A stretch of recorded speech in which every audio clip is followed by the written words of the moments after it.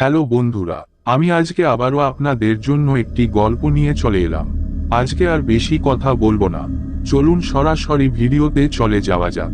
আজকের গল্পের নাম রাত 12টার হাওড়া আমতা লোকাল। গল্পটা শুরু করা যাক।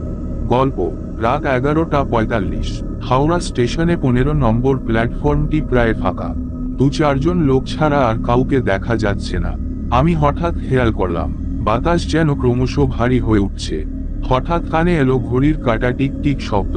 তখন আমি ঘড়ির দিকে তাকিয়ে দেখলাম ঘড়ির কাঁটাগুলো তখনও টিক টিক শব্দ করে চলেছে। তারপর লক্ষ্য করলাম স্টেশনে থাকা কিছু ভবঘুরে মানুষ আর কয়েকজন যাত্রীর মধ্যে একটা অজানা অস্বস্তি কাজ করছে। আমি সেটা নিয়ে আর এত ভাবলাম না। তারপর কিছুক্ষণ কেটে গেল। তখনও আমি সেই রাত 12টার ট্রেন আসার অপেক্ষা করেই যাচ্ছি। আরো কিছুক্ষণ অপেক্ষা করার পর ঠিক রাত 12টায় প্ল্যাটফর্মে কুয়াশার মধ্যে আলো ফুটে ওঠে। আমি চটপট উঠে পড়লাম। দেখলাম হাওড়া আমতা লোকাল ট্রেন ধীরে ধীরে প্ল্যাটফর্মে ঢুকছে। 1 মিনিটের মধ্যে ট্রেনটি প্ল্যাটফর্মে এসে দাঁড়ালো। আমি লক্ষ্য করলাম ট্রেনের মধ্যে হাতে গোনা মাত্র 6 জন যাত্রী প্রবেশ করলো। 6 জন যাত্রীর মধ্যে ছিল এক বৃদ্ধা মহিলা, 2 যুবক, এক বয়স্ক পুরুষ এবং 2 কলেজ পড়ুয়া মেয়ে। আমি লক্ষ্য করলাম তাদের মধ্যে বৃদ্ধা মহিলাটি গুনগুন করে কিছু জপ করছেন, আর যুবক 2 জন নিজেদের মধ্যে গল্প করছেন। 2-3 মিনিট দাঁড়ানোর পর ট্রেনটি চলতে শুরু করে। জানালার বাইরে দৌড়াতে থাকে অন্ধকার। ট্রেনের মধ্যে সবাই কেমন যেন অস্থির হয়ে বসে রয়েছেন। কেউ কেউ জানালার বাইরে তাকাচ্ছে, কেউ বা ঘুমানোর চেষ্টা করছে। এরকম ভাবেই কিছু মিনিট কেটে গেল। এর মধ্যে ট্রেনটি 3টি স্টেশন অতিক্রম করে ফেলেছে। আমি লক্ষ্য করলাম ট্রেনটি দাসনগর ছাড়ার পর থেকে হঠাৎ করে ট্রেনের আলো ফ্ল্যাশ করতে শুরু করেছে। তারপর হঠাৎ করে ট্রেনের আলো কয়েক সেকেন্ডের মধ্যে নিভে যায়। তখন যাত্রীরা সবাই প্রথমবারের মতো অনুভব করে কিছু একটা ঠিক নেই। তখনই সবার মধ্যে একজন যুবক হঠাৎ করে বলে ওঠে, কিছু একটা শব্দ শুনতে পাচ্ছ তোমরা?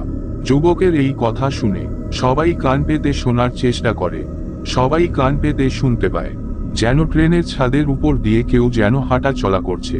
ট্রেনের ছাদে কারো হাঁটার শব্দ স্পষ্ট বোঝা যাচ্ছে। সবাই চুপ করে তা শুনতে থাকে। এরকম ভাবেই কিছুক্ষণ চলার পরে একটি যুবক হঠাৎ ট্রেনের জানালার দিকে তাকায়, আর সাথে সাথেই আতঙ্কে চিৎকার করে ওঠে।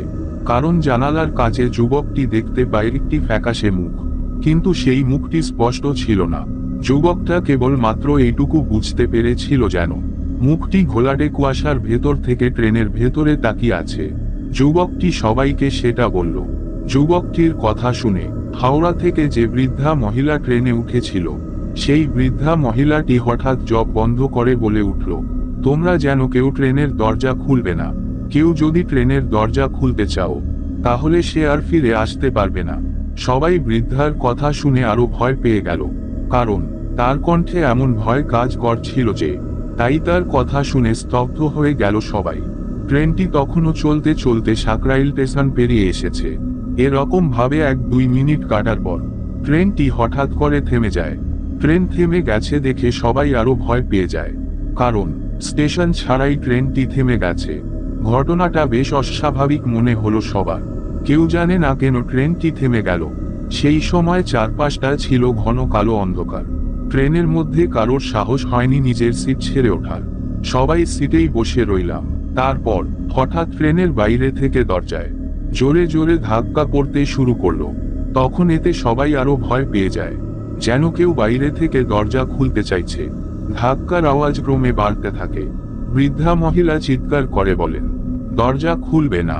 কথাটি শুনে সবাই এক জায়গায় ভয়ে বসে থাকলাম।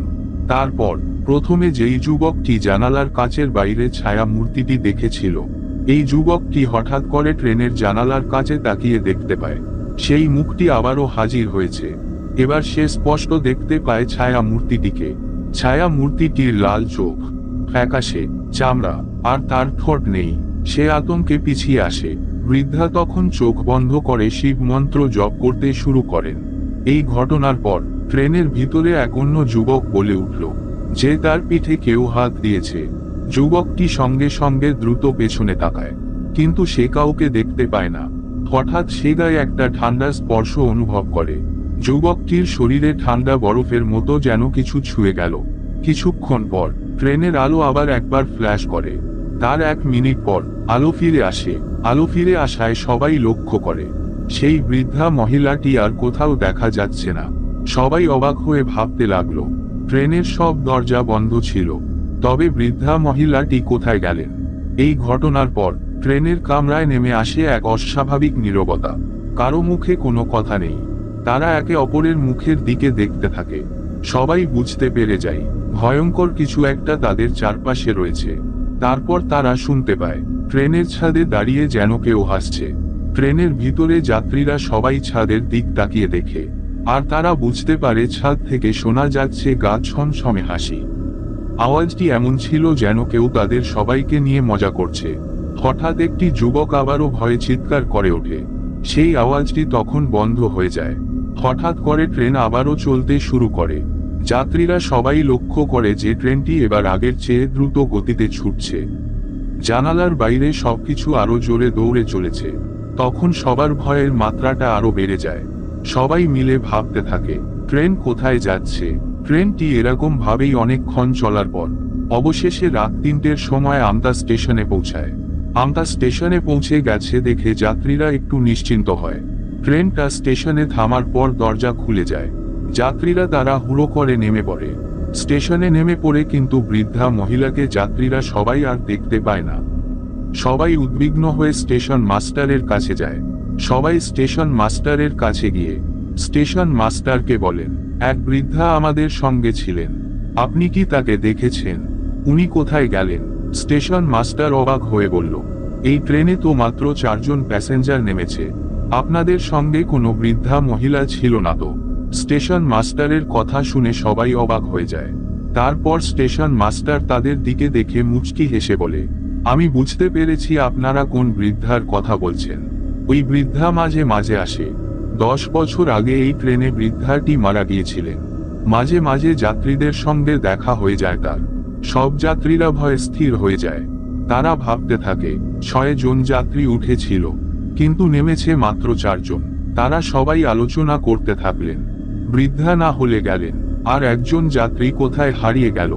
এরপর থেকে এই 4 জন ঠিক করলেন যে তারা আর কোন দিন রাত 12টার হাওড়া আমতা লোকালে আমতাই ফিরবেন না। বন্ধুরা, এরপর থেকে এই 4 জন আর কখনো রাত 12টার হাওড়া আমতা লোকালে চড়েননি। বন্ধুরা, গল্পটা এখানেই শেষ হলো। গল্পটা যদি আপনাদের ভালো লাগে কমেন্ট বক্সে কমেন্ট করে জানাবেন। আর আপনাদের যদি আমার ভিডিও ভালো লাগে ভিডিওটিতে একটি লাইক ও চ্যানেলটিকে সাবস্ক্রাইব করে দেবেন। আজকের মতো এতটাই বন্ধুরা, আবারও দেখা হবে নতুন কোনো ভিডিও ও গল্প নিয়ে।